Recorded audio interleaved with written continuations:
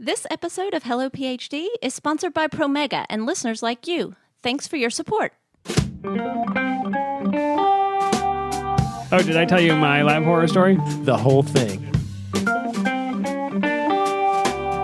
I'm standing in the corner just crying, and my PI basically looked at me and was like, "Get a hold of yourself." Welcome to Hello PhD, a podcast for scientists and the people who love them. This week, we're telling chilling tales of horror and desperation. Basically, it's just another week in grad school. Stay with us.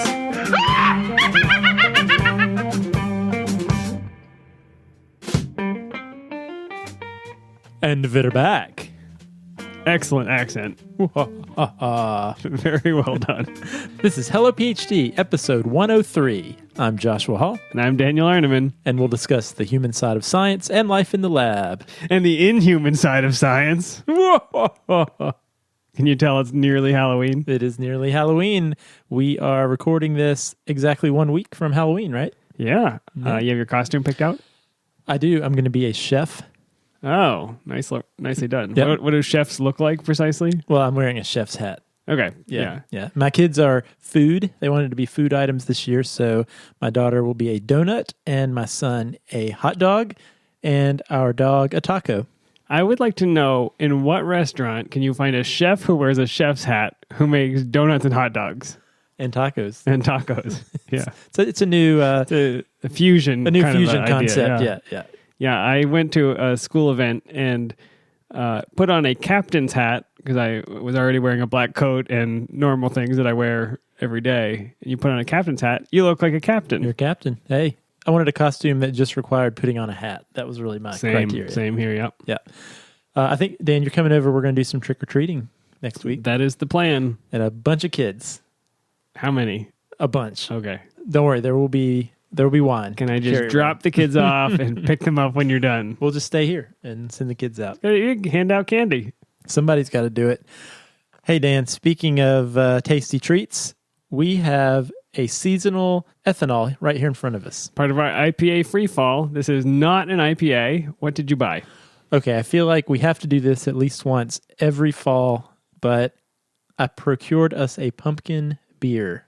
Okay, which one is this? Okay, so I have high hopes for this because this is from Rogue Brewing, and they know what they're doing. Rogue makes some good beers out of Oregon. This is the Rogue Pumpkin Patch Ale, and it says ale brewed with Rogue Farms pumpkins. So apparently Rogue also grows produce, their own produce they use in their beers.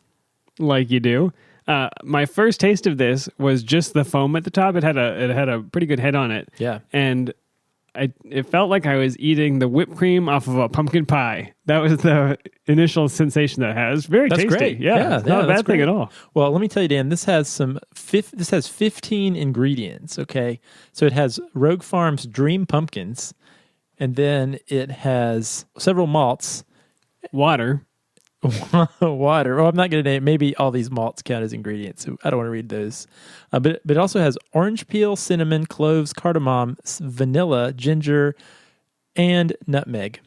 I think it's tasty. Yeah, this is great. This is not a traditional lager or ale that you just take to a party, but it's a tasty once a year thing, and I'm enjoying it. Yeah, I have to say, this might be my favorite pumpkin beer I've ever had. I was about to think that. Yes, I did. I wasn't going to think it. I was about to think it. You were fixing to think it.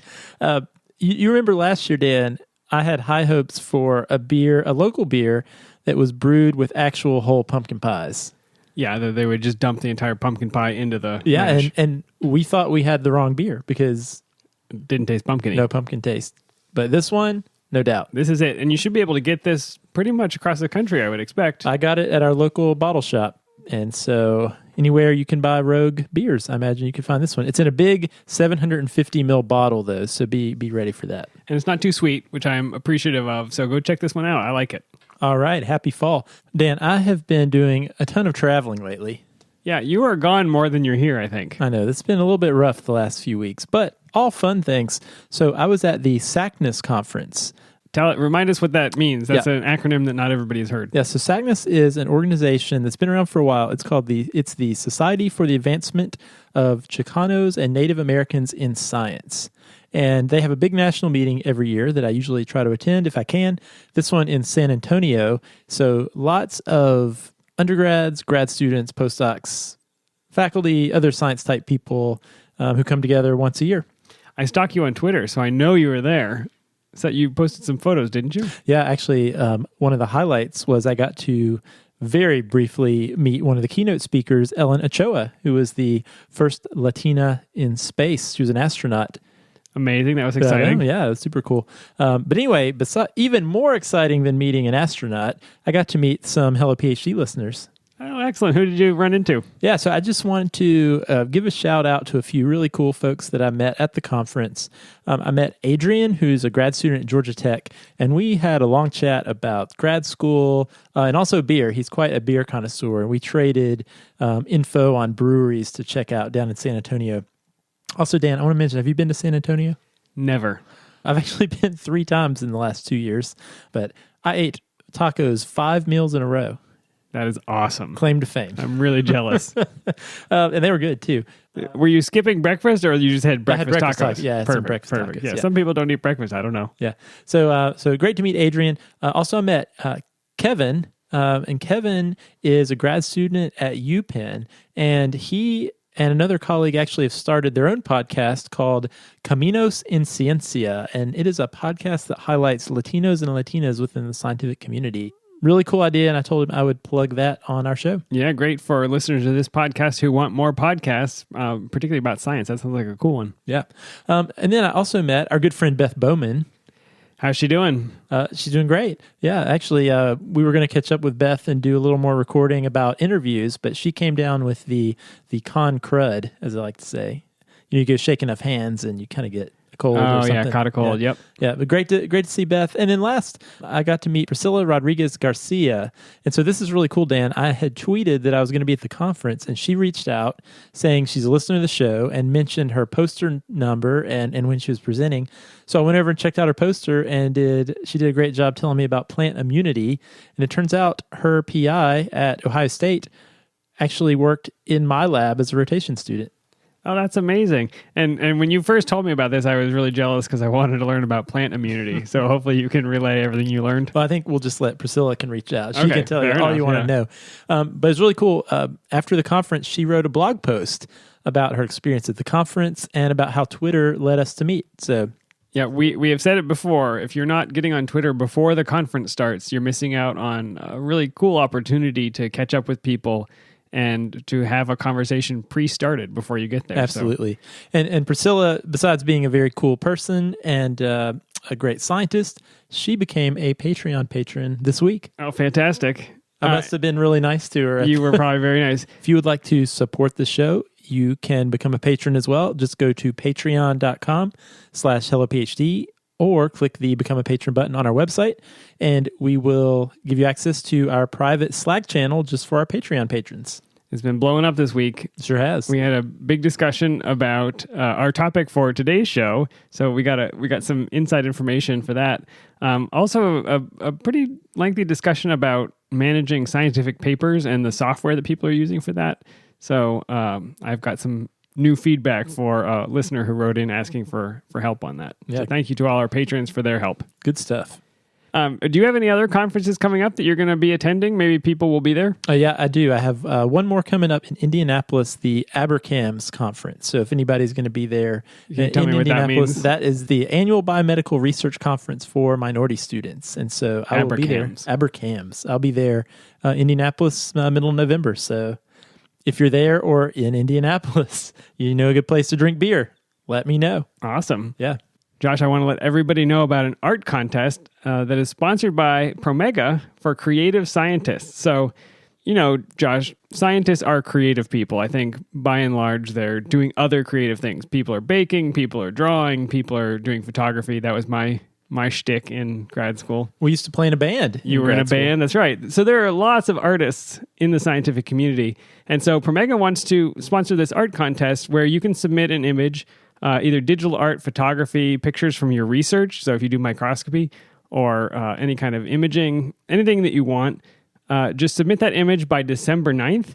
And 5 winners will receive a prize pack and be featured in the Promega Art Showcase. They actually have an employee art showcase every year. So that starts in January 2019. And a grand prize winner will have the chance to actually go to Madison, Wisconsin, to the Promega headquarters to meet R&D scientists and attend the opening of the art show. So if you want to get your image submitted, go to promega.com/art contest to enter. All right, Dan, well, why don't we jump into our topic and hear about some spooky lab stories? I'm frightened.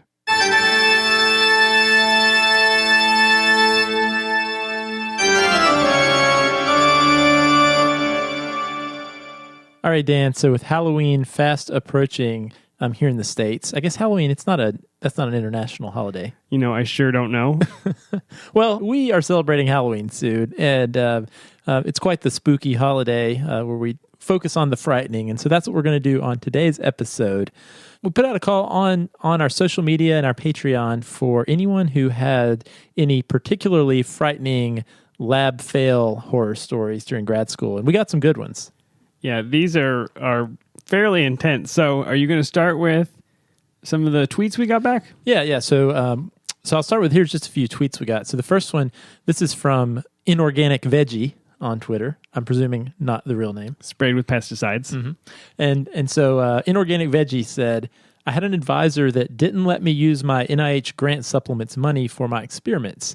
I couldn't order reagents or send out plasmid DNA for sequencing. Of course, the project failed, and long story short, I ended up in another lab. Good thing I never saw ghosts in the lab. Oh, that is so annoying. Yeah, that's pretty... It's really the story of a monster PI is what that is. It's like, hey, I have this money to do research, but... Give it to me. Like, what are they going to do with it? I have no idea. I mean, how much money do you think it could be? I don't know. Who knows? And then we heard from Nancy, and what Nancy said... entire floor evacuation when a bottle of T-Med spilled, and the occasions when I let rodents out of the cage and couldn't get them back in more than once. I switched to cultured cells and C. elegans after that. The worms don't crawl away quite as fast. Yeah, Dan, have you ever used T-Med? Yeah, and it does not smell good. Yeah, no, I remember I used to... That was like the worst part about making those gels was that bottle. And you didn't add much, but it smelled so... It almost was like a fishy smell. Yeah, that and beta-mercaptoethanol are smells that I will never get out of my nose. Oh, but could you imagine dropping a whole bottle of that stuff? Yeah. Oh, man. And then rodents out of the cage... I don't think I've ever had it happen, but it was definitely a risk. That definitely happened to me. That actually reminds me of my own horror story, Dan, that's related to that. So, in grad school, I worked on bacterial pathogens, and I spent a good deal of time in a BSL-3 or biosafety level 3 lab. That's right. Yeah, these are serious pathogens. And so there were a lot of requirements, including, wearing a full body, if you could imagine like a spacesuit, full body Tyvek suit. It's like in the movies when they have the face plate and the baggy. I had all that, and the booties. And then I actually had, if you can imagine, a big belt that had these respirator packs that were battery powered, and then a giant tube that went from that into the back of my head. Did you have batarangs on the belt? No. No, that would have been cool. But anyway, Dan, one thing about these big motorized filter units was they had these organics filters, and so they would filter the air. They would filter not only any bacteria that happened to be floating through the air, which hopefully there were none, but also they would filter organics through. So the consequence was you never smelled anything. So any smells would actually be filtered out. So anyway, I'm sitting there. I'd finished my experiments. I'd put all of the hazardous waste into the autoclave, and the mouse cages were put away. And I'm sitting at the computer in the room doing some email. And suddenly, the autoclave is right there in the room. I thought, oh, those mouse cages really smell bad. And, no. And then suddenly it instantly occurred to me, wait a second. I shouldn't be able to smell those mouse cages. And I looked down, and one of my filter units where I was sitting on the stool had physically popped off, and I was just breathing air. Whatever's in the air. Room, yep. So anyway, I very calmly... So you lit a cigarette and just said, well, I've had a good run. And watched the sunset across the ocean. So anyway, I very calmly, took off my safety suit. Walked back to the lab. So this was actually across camp. Walked back to my actual gargled lab. with bleach. And told the PI what happened. And so anyway, I had to go to occupational health and safety. And basically they told me, they're like, well, the bacteria you study, while it can kill you, it is susceptible to antibiotics. So what we're going to do is just wait and see. Nice. See how you feel. Meanwhile, you went home, right? Yeah. So anyway, so I went home, and I actually remember this very clearly. I was sitting home, and my wife got home from work, and as I'm sitting there, as I'm sitting there waiting for her, I started thinking like, I'm feeling a little warm. I feel like The the sweats a little bit. So my wife came home, and she's like, well, maybe we should take your temperature. I'm like, oh God. And so we took my temperature. It was like 97.5, and I was like, oh, I'm fine. And then I was okay. I lived. But for a moment, I love the picture of you be like, wait, what is that smell? Wait, why is that smell? Yeah. So yeah, I think we had to fill out an incident report with the CDC, and my name's probably in a database somewhere. I'm sure that's true. Yeah. Oh, did I tell you my lab horror story? My grad school All of horror it? story? I was going to say, let's start on day one. The whole thing. Just kidding. We also heard from Robin Lee, who got a concussion from a graduated cylinder that fell off the drying rack. Said the science gods must have been trying to tell her something. I like those drying racks. I mean, they're not very stable, but Those would be cool to have at home. yeah, if I didn't have a window right there, I think Yeah, I would well. do it. And then we heard from George, who said, for my master's, I was studying how spiders pay attention to their prey. Okay, you can stop there. We're done with the story. End of story. This gets worse, Dan. We had hundreds of mosquitoes in the lab, and sometimes they got out and flew around bugging us until we caught or squished them. One day this happened when a new student was in the lab. The mosquito picked her target. She swatted a couple times to no avail. So she got out her bug spray and sprayed it all around the lab. Everything and all of our experiments was compromised, and we were not happy people. I Wow. love that. I like that there's a can of Raid sitting somewhere in the lab where you're trying to keep these It's animals like, who alive. Yeah. carries bug spray around with them at all times? I don't know. In undergrad, I worked in a plant cell biology lab, and we had the tissue culture room was full of these little soybean sprouts. Oh, yeah. I just imagine walking in with my Roundup and just spraying it everywhere. I'll weeds are take everywhere. care of that for you guys. Don't worry about it. Oh, my goodness. That's potent stuff. All right, Dan. So these were just a few of the tweets we got. But Dan also took some time to reach out and have a few grad students that are going to share their own spooky story in their own words. I'm terrified. Let's hear it. All right. The first story is from a grad student at the University of Alberta, Serena, and she didn't know her own strength, and this led to some issues in the lab. So this was in undergraduate, or my bachelor's degree. I was doing my honors thesis project. So I had been in labs before, but kind of, organized course labs. So this was the first time I was kind of more independent. I was still working under a master's student, so I wasn't entirely alone. And what I was doing is I was filtering solvents and degassing them for an HPLC. So it's high performance liquid chromatography, chemistry background. And we used a water aspirator, so I had turned the water on, everything was fine, filtered, was degassing for about 20-30 minutes, and then I went to turn the water off. And this is the part that it happened really quickly, and it's sort of a blur. I'm a little bit shorter, so I had to be on my tiptoes a little bit and reach over to turn the faucet off. And what happened was the cold water tap, is one of those screw left and right taps, not the fancier ones we have today, and it came off entirely in my hand. And when that happened, basically there was nothing stopping the water from coming out, so I had created a little fountain. I got soaked probably instantly, and I don't know how fast the water pressure was, but within about 5 minutes there was about an inch of water on the ground. So I was, like I mentioned, new to the lab, so I looked around for a place for a water shut-off valve, but I didn't know where it was, so I was kind of checking a lot of the corners or cupboards. Sometimes the cupboards underneath the sink have that. So while I was running around, this was happening. About an inch or so of water had gathered on the floor, and then this was the second floor. So again, while I was trying to figure out how to shut the water off, about, maybe 2 or 3 puddles had started forming on the first floor, and that was the first year labs. And it just so happened, I think I was very lucky. There was maybe the location of the puddles, I guess, were strategic because they have some expensive analytical balances in that lab, some other equipment. And it just so happened that none of the counter spaces or none of the tables were hit. It somehow fell directly in between the aisles. So I didn't damage any equipment downstairs, but of course, very quickly, people from downstairs rushed up once they saw, a little bit of rainfall in their labs. And that lab coordinator knew that the building was a little bit older, so it didn't have a water shutoff actually in the lab, which is what I was looking for. There was one kind of for the main hallway outside. So I think hopefully I would have eventually gotten there, but it was with her help that we turned the water off. think it felt like forever, but was probably only about 5 minutes, maximum 10. I don't think it was that long. And then we brought in this, it basically looked like an industrial vacuum with a big hose at the end instead of one of those bristle vacuums. And we used that to vacuum up the water. And I don't remember if we actually like calculated how much it was, but it was ridiculous. It was like 40 or 60 liters of water that had accumulated all over the floor and a little bit into the first floor. But that was, a little bit traumatizing as my first experience in the lab. We also had when maintenance come in and everything, they were joking that they don't know how I broke the faucet because I'm not really this like big, strong person.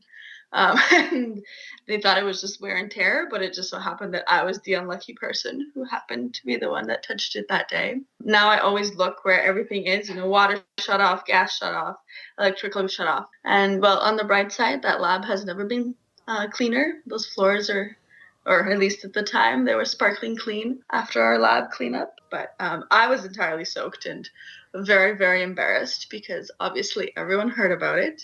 I don't think anyone found out my name, but it was always like, oh, did you hear that, someone in the whatever lab on the second floor, there was a flood and it was an undergrad student. So that part had gotten out. And I remember people trying to figure out who it had been. Well, it was me.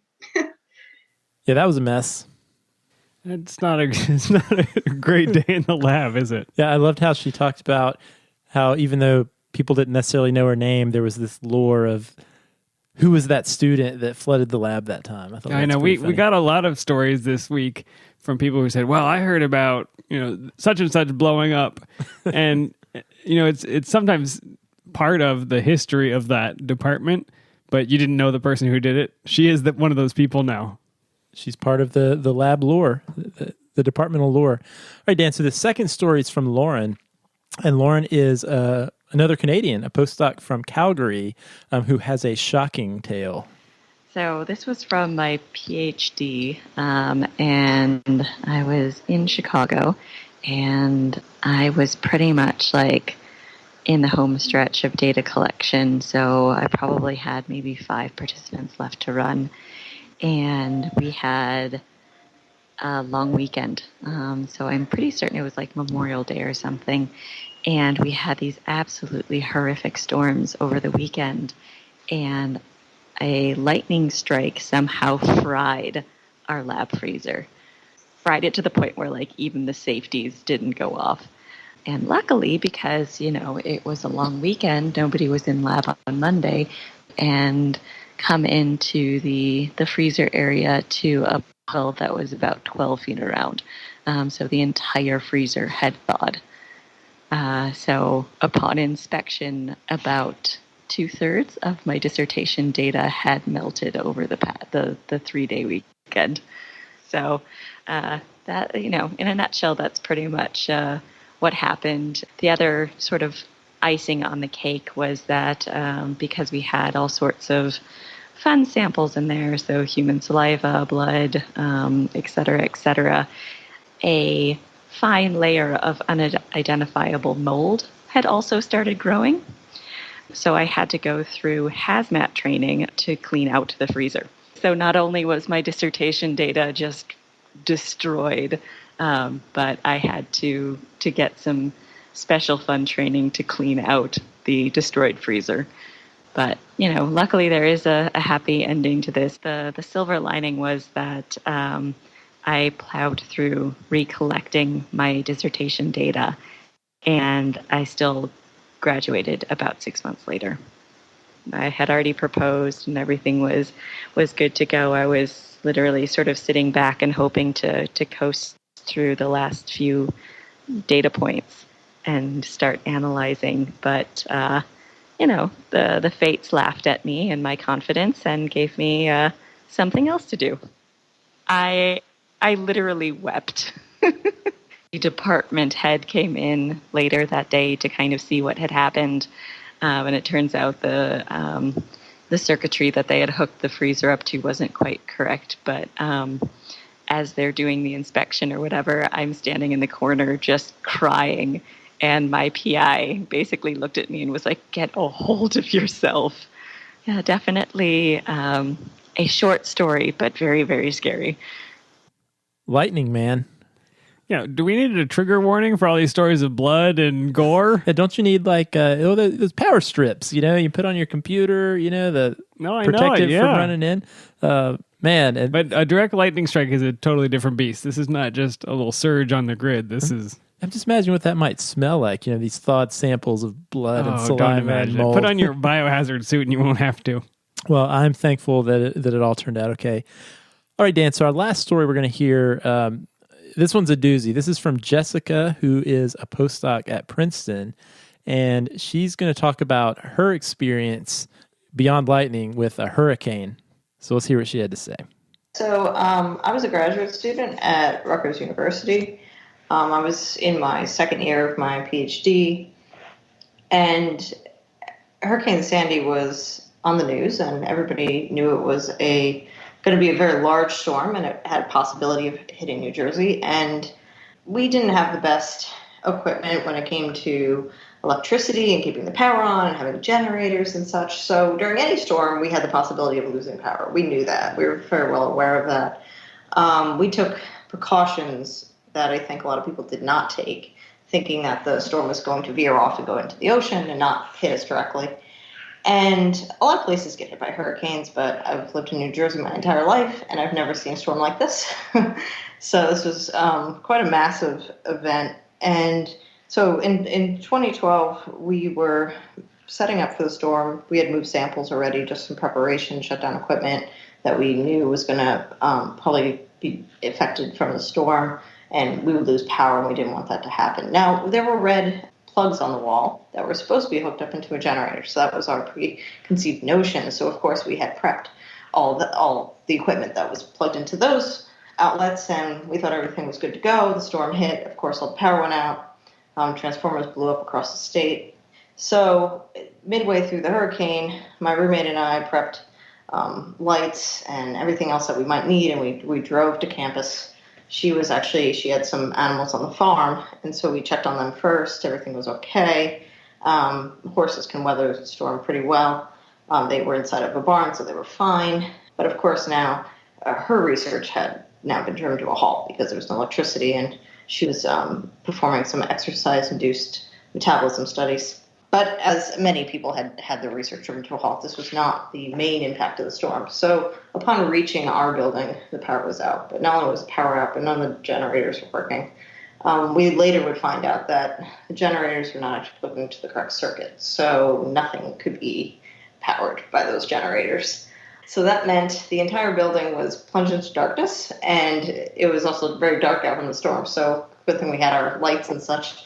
And we had backup CO2 chambers for the -80. So that was something that I was very used to changing out. So I had that going. But of course, in the mid-darkness, and as events always happen, I dropped one of the washers. And thankfully, I found some extra ones, but that washer was never found until way after the storm was over. You never want to lose anything in pitch blackness. So we moved all the samples that we possibly could. But the other damage that was occurring as we were trying to save years and years of research was everything was melting. So not only was there a lot of rain outside that was coming in through the walls and such, but the freezers were melting. And so in the building that I was in, my lab had a nice coating of water on the floor.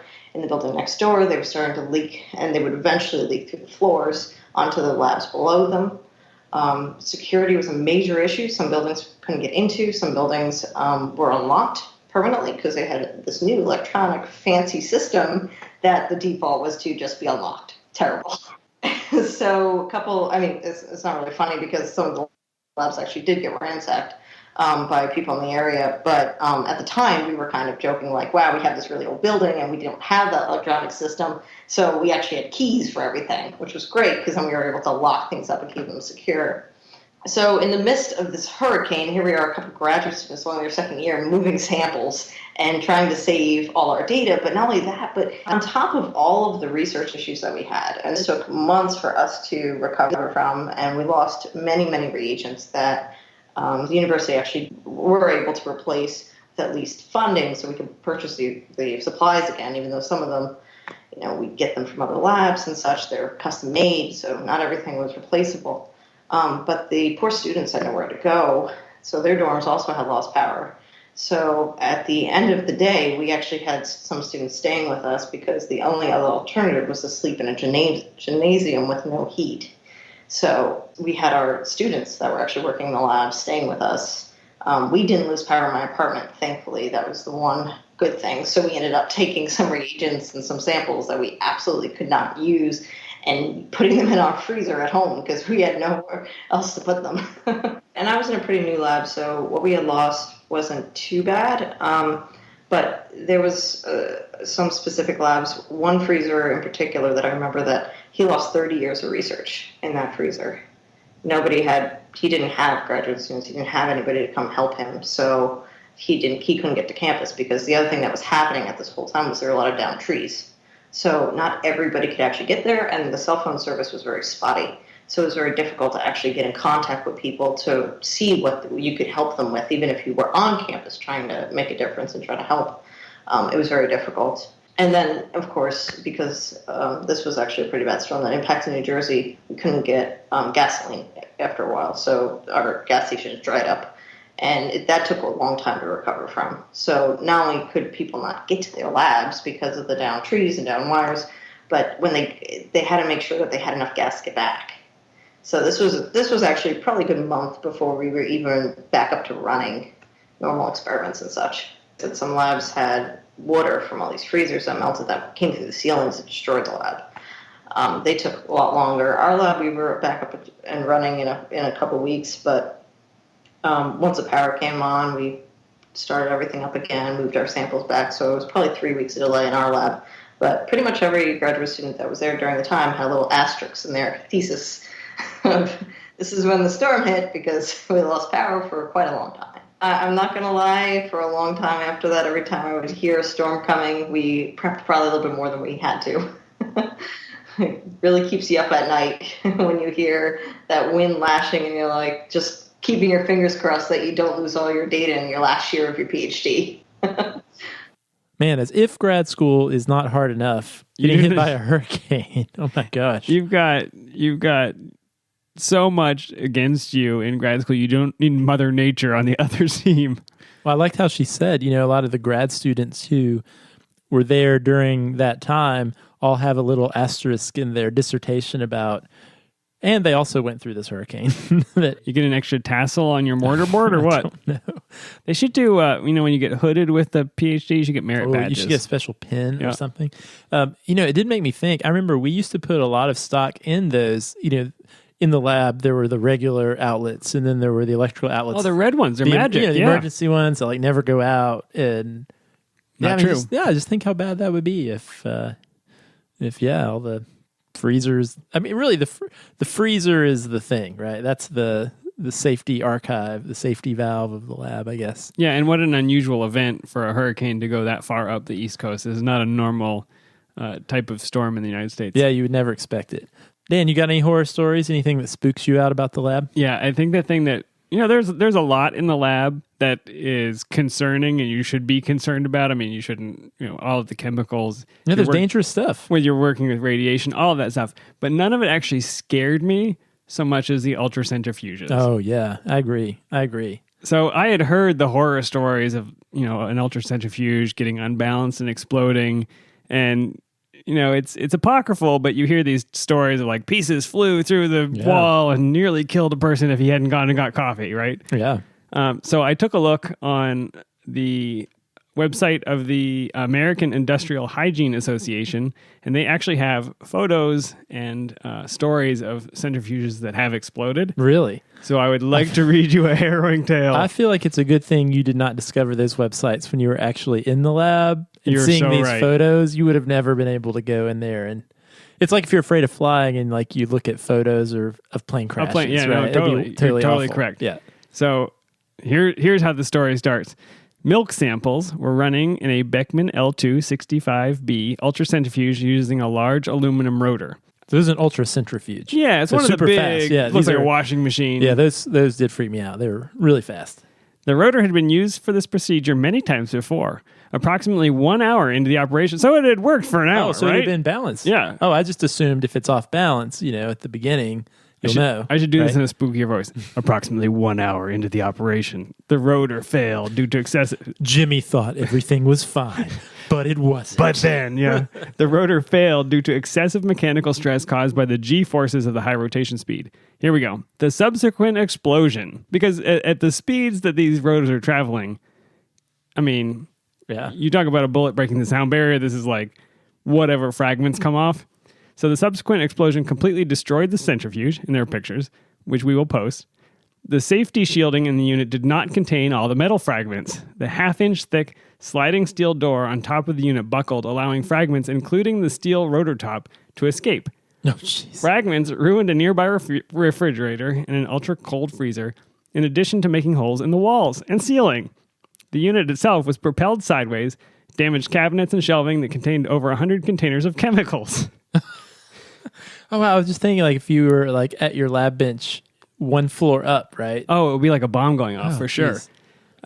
Fortunately, the sliding cabinet doors prevented the containers from falling to the floor and breaking. A shockwave from the accident shattered all 4 windows in the room.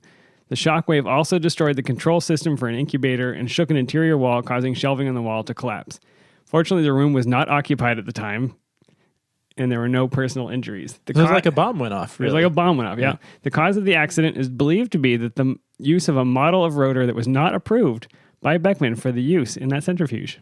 Or so Beckman claims. Right? So be afraid. And so the pictures are terrifying. It's like twisted metal and things all over the floor.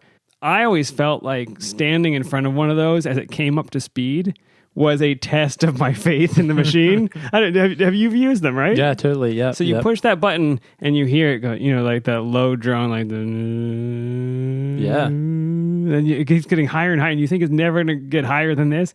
It just keeps going and going. And I stand there just to make sure it's not unbalanced. But I always felt like, walking a tightrope. But then what would you do if it did start buckling around? I mean, you're going to stand there. I would stop it then, stop right? it and run out of the room, right? But what this is describing is like in an instant, the thing is an explosion. So anyways, I have a healthy fear of ultracentrifuges. What about those microfuges? Because, we have those all over I was never really afraid of those because they seem so small.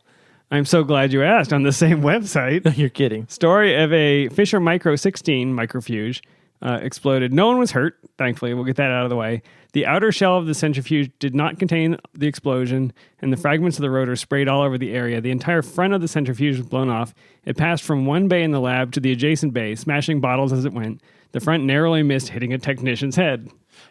Helmets. I mean, I'm not surprised the casing didn't hold it in. I mean, they're plastic, right? I mean, this is spooky.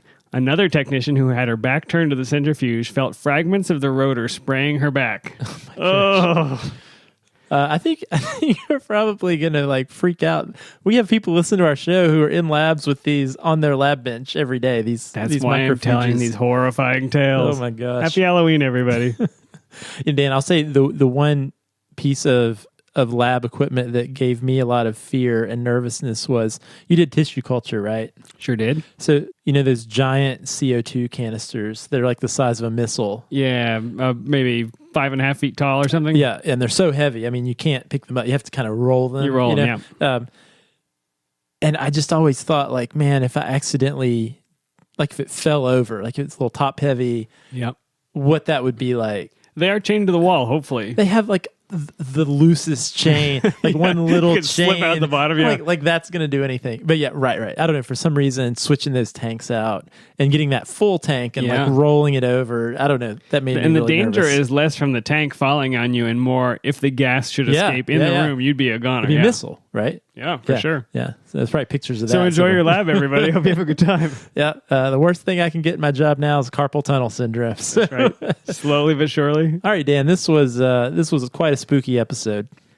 Well, thank you for sharing this large bottle of Rogue Pumpkin Patch Ale. Delicious. And I can say this is kind of took the edge off of the scary, right? Definitely. And this is the first pumpkin beer we have ever been able to recommend. So we recommend this Rogue Pumpkin Ale. We've been at it for a while, too. We have.